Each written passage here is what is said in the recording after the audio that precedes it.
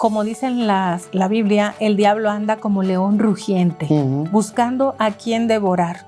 Y llega Dios y cuando se lo permitimos empieza a restaurarnos. A través de la misma creación, nosotros podemos ver evidencias tanto del conflicto como de su resolución. Tenemos una suerte de que Dios nos ve lo que podemos llegar a ser.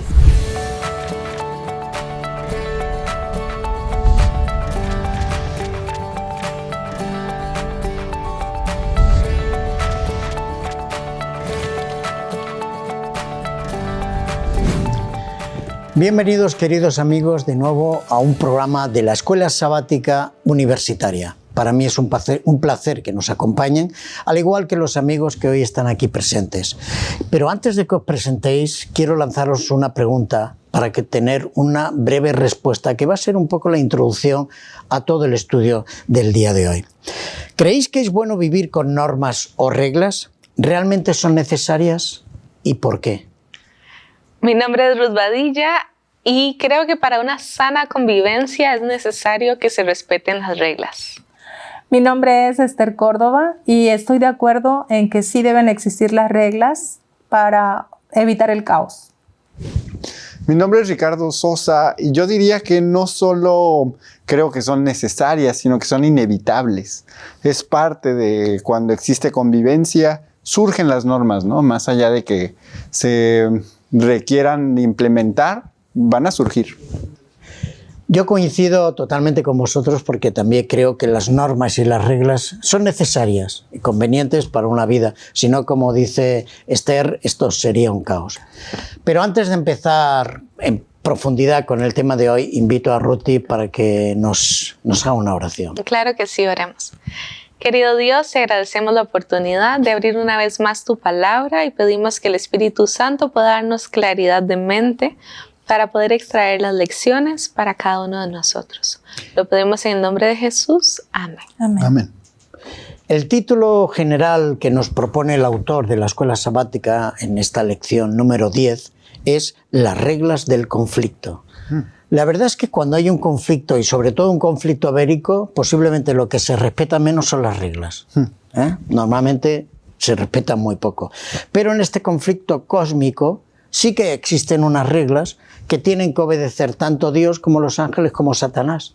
Y en este sentido quería preguntaros, ¿creéis que Satanás tiene todo el poder para tentarnos?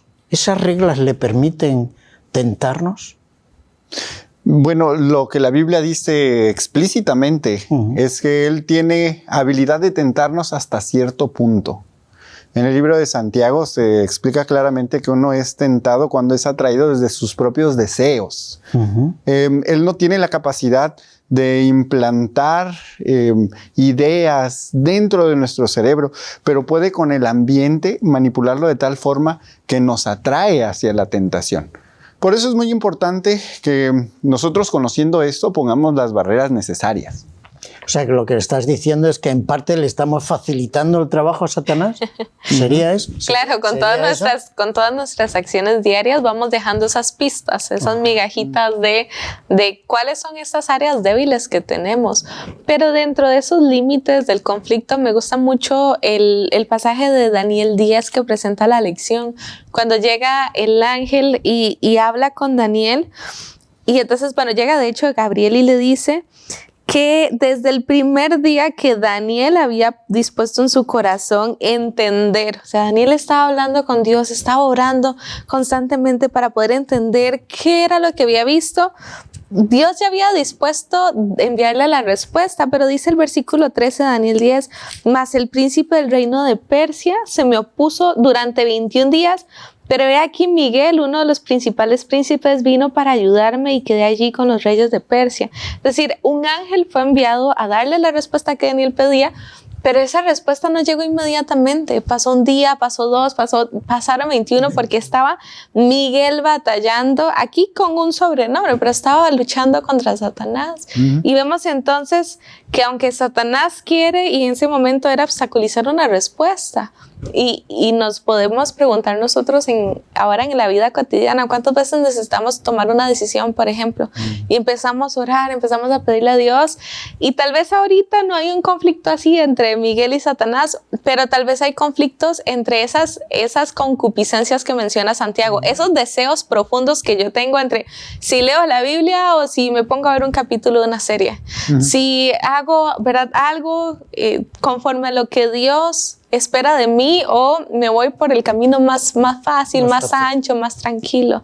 Y es ahí donde empiezan esas tentaciones a afectarnos. Yo creo que, como dicen la Biblia, el diablo anda como león rugiente, buscando a quien devorar. Y más que tener potestad, él aprovecha nuestras debilidades. Y coincido con lo que dice Ruth, ¿verdad? Nosotros mismos dejamos allí pequeñas pistas de lo que Él puede hacer con nosotros. Prácticamente le abrimos la puerta, pero realmente su poder es limitado. Solo Dios es el único que puede hacer que nosotros podamos resistir las tentaciones de Satanás. Muy bien. Esto, por mi deformación profesional, Ricardo antes comentaba, que es un poco como las redes sociales, ¿no? Que al final llegan a conocernos más que nosotros mismos porque regalamos nuestros datos, nuestra información. Pero bueno, volviendo al tema de las reglas en el gran conflicto, ¿qué pensáis con el hecho de que Satanás se presente o se le presente como el dueño de este mundo? ¿Creéis que tiene derecho a llamarse así? Probablemente, bueno, definitivamente actúa como tal, ¿no? Pero es un dueño ilegítimo. Lo que quiero decir con esto es que él toma propiedad, toma potestad. Sin embargo, ciertas cualidades, vaya, las responsabilidades que lleva el ser dueño de este mundo definitivamente no las toma. Entonces, si bien quiere tomar ese papel, no podemos decir que él es el dueño legítimo de este mundo. Cuando la lección nos plantea el caso de Job y cómo se ve ahí ese concilio, Satanás está como representante de la tierra. Porque en ese momento en específico todavía el sacrificio de Jesús no se había hecho. Y tristemente, Adán, cuando recibe el como decir, el testamento, la estafeta, el derecho de gobernar este mundo, se lo entrega a Satanás con la caída. Y hasta que Jesús viene puede recuperarlo, pero en ese interín Satanás se puede jactar de ser entonces ahora el gobernador, porque nosotros como humanos se lo cedimos en bandeja de plata. Muy bien. Miren que dice Apocalipsis 12:9. Y fue lanzado fuera el gran dragón, la serpiente antigua que se llama Diablo y Satanás, el cual engaña al mundo entero. Recordemos que él no puede hacerle daño a Dios, pero sí puede hacerle daño a quienes están en medio de esa controversia entre Dios y él. Entonces somos nosotros que somos presa fácil para él si nos olvidamos y si nos alejamos de Dios. Lo único que nos debe reconfortar es que va a ser por un tiempo. Su dominio en este mundo va a ser temporal. Así es. Y en este momento sí que me gustaría que lanzáramos una pregunta a nuestros amigos en la calle para que nos hicieran sus aportaciones también. Y la pregunta que tengo preparada para ellos es la siguiente. ¿Qué significa para ti el conflicto entre el bien y el mal? En mi caso, el conflicto entre el bien y el mal es lo que uno se enfrenta día a día. Todos los días tomamos decisiones, por lo tanto nosotros decidimos si tomar una decisión correcta que nos va a beneficiar a nosotros o a los demás, o a veces tomamos decisiones negativas que puedan perjudicarnos o a otros también. Es ser sabio. Entonces yo siento que es como algo que va más allá de lo que podemos ver y necesitamos como armas espirituales la palabra de Dios, como dice Efesios 6, para que podamos combatir contra estos poderes. El conflicto entre el bien y el mal creo que es la mayor expresión del amor que Cristo tiene por nosotros. Al combatir un mal que nos quita la libertad de poder decidir, de poder vivir plenamente. Para mí significa creer o no creer en Cristo, hacer su voluntad o no hacerla, o incluso pues ayudar o no ayudar a otras personas. Bueno, para mí lo que es el mal más que nada, pues las luchas, las dificultades que tenemos, más que nada los conflictos que el enemigo pues hoy en día nos atraviesa, ¿verdad? Para mí representa esa lucha diaria que tenemos como seres humanos entre seguir los caminos de Dios o los caminos del enemigo. La decisión está en nosotros día a día. Muchas gracias por sus respuestas y sobre todo por los comentarios que nos dejan en nuestro canal de YouTube.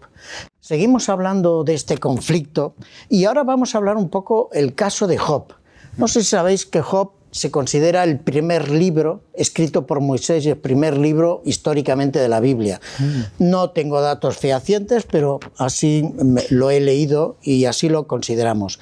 Pero al margen de esto, en el caso de Job, hay una conversación muy interesante en el cielo durante este conflicto cósmico entre Dios y Satanás, y entonces Dios pues le dice a Satanás: ¿has reparado, has fijado mi siervo Job? Cómo me sigue, cómo me cumple, porque Job era un hombre perfecto. Y Satanás le dice: hombre, lo hace todo esto porque le bendice, le das mujer, le das 4 hijos, le das un montón de hacienda, de animales, de bueyes y tal. Si lo perdiera todo, seguramente que no te seguiría. Y Dios le permite que le tiente, pero aplicando aquello de las reglas y normas que hemos dicho, pero no toques su cuerpo. Entonces, al final, después de quitárselo todo, Job sigue alabando al Señor y entonces le dice el Satanás, le dice: bueno, claro, es que tú estás con él y la apoyas y tal. Y bueno, y al final le da permiso para que le toque y le vino aquella sarna o sí, úlceras en la piel y tal. Bueno, todos sabemos el caso, la historia de Job y el final, pero ese diálogo, yo no sé si si era necesario, pero la Biblia lo registra, gracias.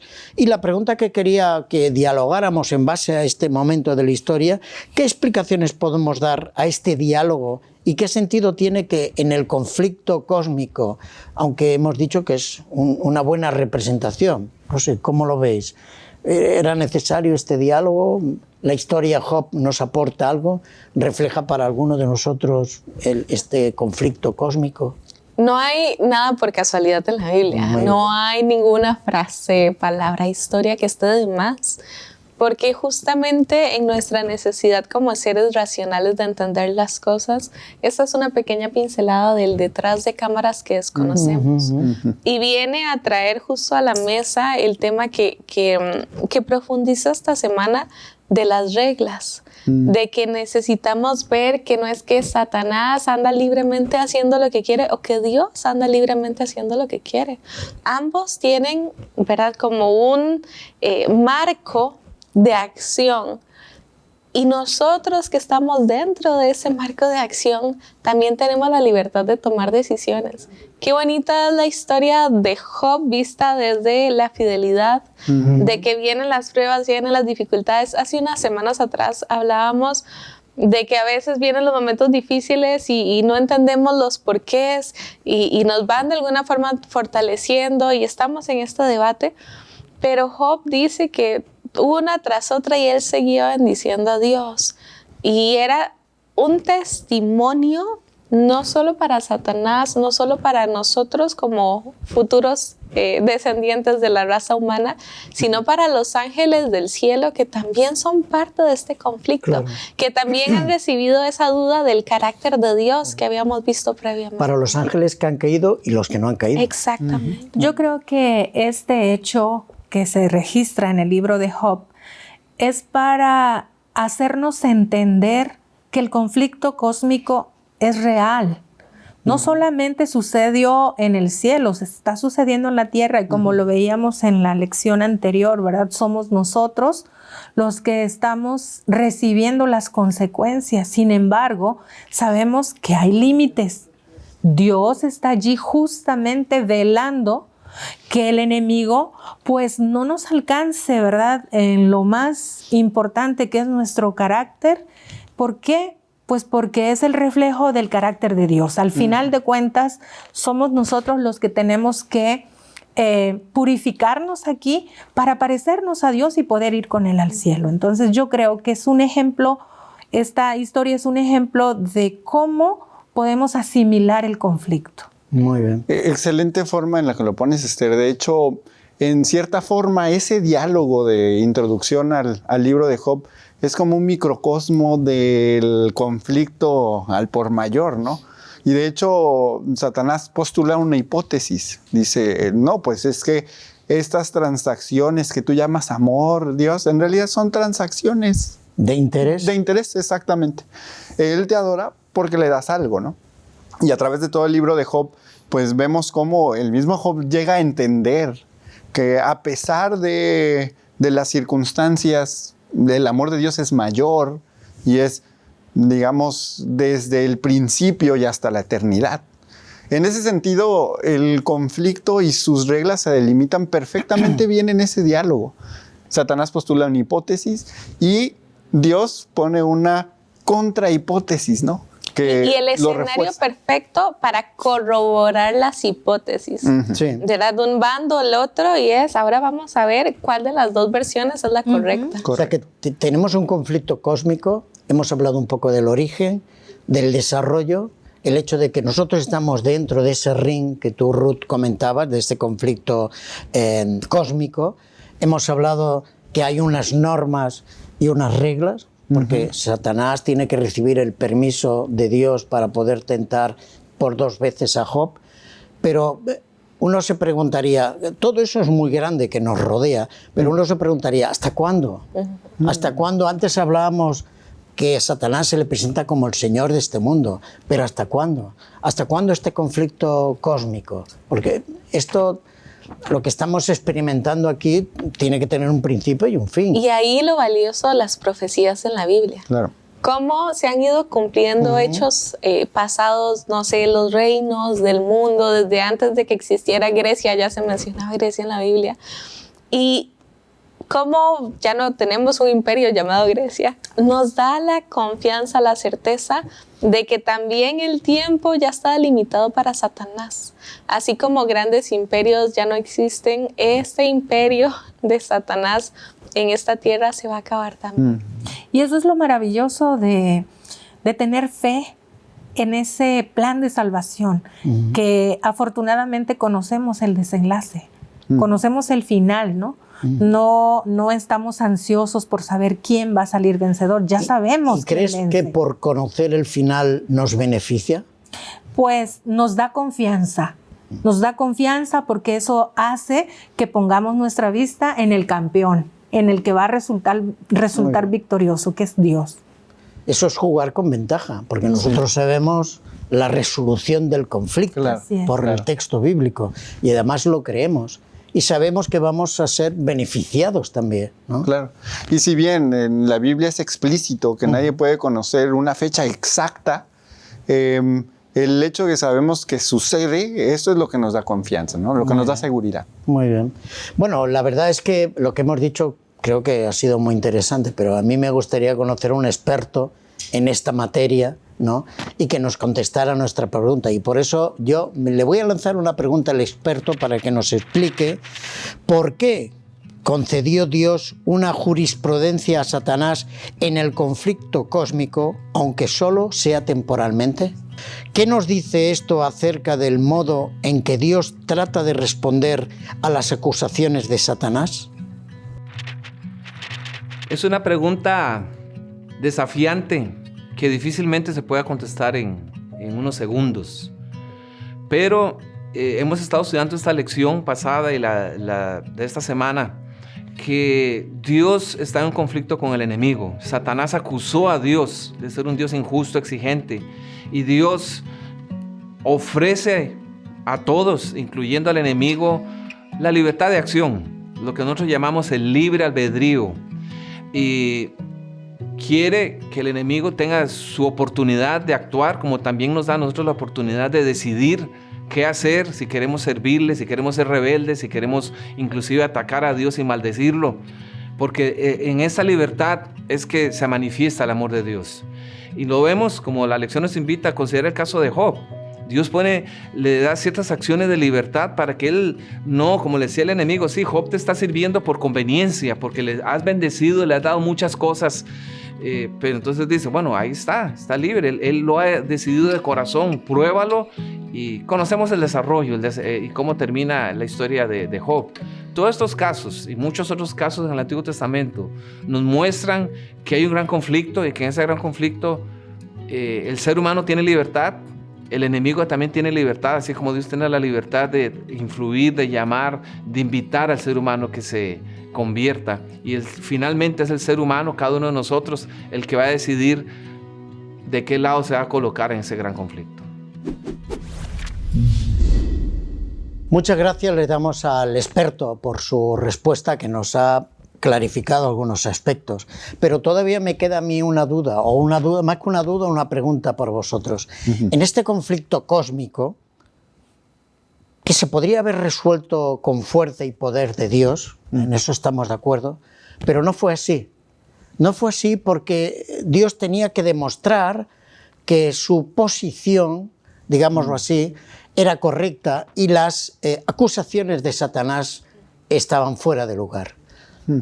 Como decís por aquí, y ahora que estamos en un ambiente de docentes, es necesaria las evidencias.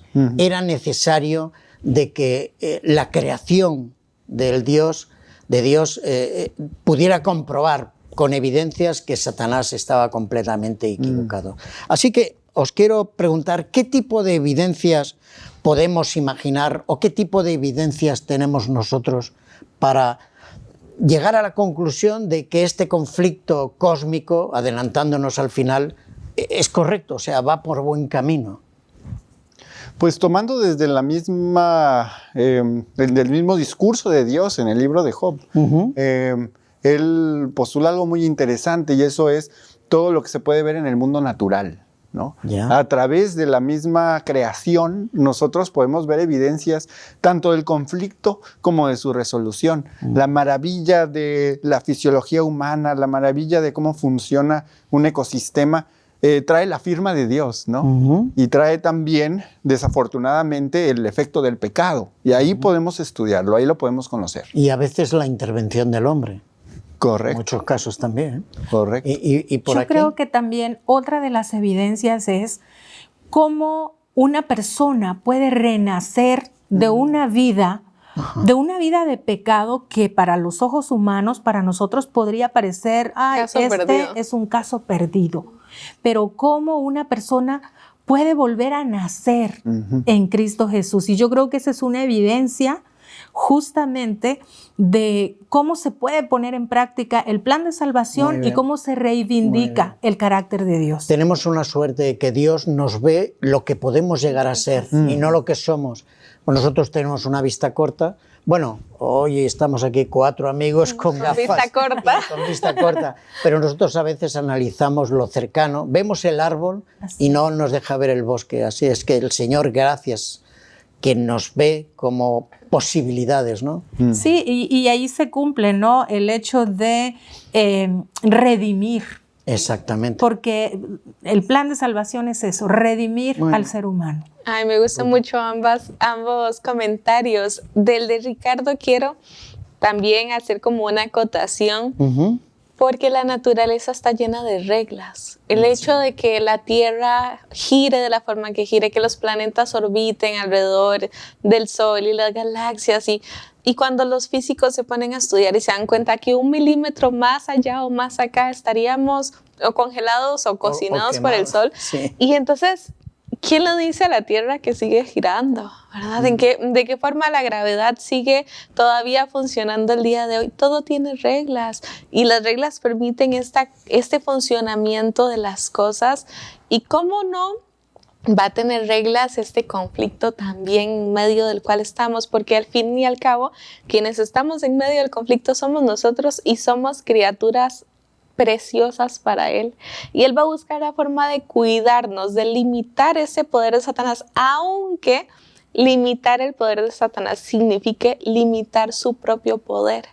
Y yo me imagino que Él a veces seguro ve dentro, y ahora es donde quiero aprovechar el ejemplo de Esther, cuando las criaturas nos estamos destruyendo por nuestras propias decisiones, por nuestros malos hábitos, por ahora que hablábamos esto de cómo Satanás nos va conociendo. Y es que nosotros solitos de verdad nos ponemos en bandeja de plata con nuestro estilo de vida. No sé, por ejemplo, nos dormimos súper tarde con las cabezas llenas de 1000 cosas y al día siguiente queremos estar con las facultades mentales claras para que Dios nos hable. Entonces, ¿verdad? Vamos con nuestras propias decisiones encaminándonos hacia una destrucción.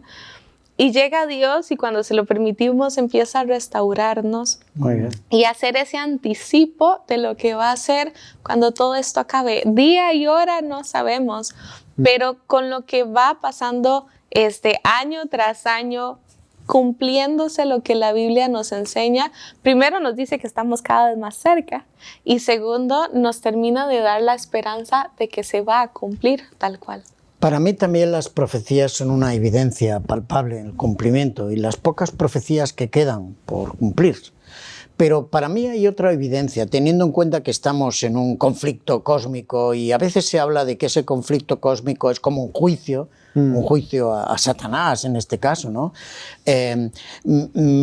Para mí resulta una evidencia muy clara el hecho de que el juicio no haya sido, ¿cómo sería la palabra? No haya sido cancelado, no haya sido impugnado, esa es la palabra que buscaba, impugnado. ¿Por qué? Porque el juicio se está desarrollando dentro de las reglas establecidas desde un principio. Porque si la muerte de Jesús no hubiera sido válida, porque si hubiera habido, igual que Satanás acusaba a Dios referente a Job, tal vez hubiera impugnado este juicio de no, este juicio es una farsa, ¿no? Lo que está ocurriendo aquí, esto no tiene ni pie ni cabeza. Así que me parece muy interesante y para mí es una evidencia que en el transcurso del conflicto de los siglos sigue manteniendo ese enfrentamiento hasta que haya una resolución final. El libro Historia de la Redención de Elena de White menciona que Dios necesitaba también dar una demostración de su verdadero carácter a los mundos no caídos. Y menciona que nosotros somos para ellos como el ojo del huracán, ellos observan cómo se está desenvolviendo este conflicto y al final ellos están comprobando cuál es el verdadero carácter de Dios y cuál es la verdadera identidad de Satanás. Nosotros también nos movemos con unas reglas y unas normas y es que el tiempo lo tenemos limitado. Así que quiero daros las gracias y las gracias a las personas que nos ven y les citamos a un nuevo programa de Escuela Sabática Universitaria.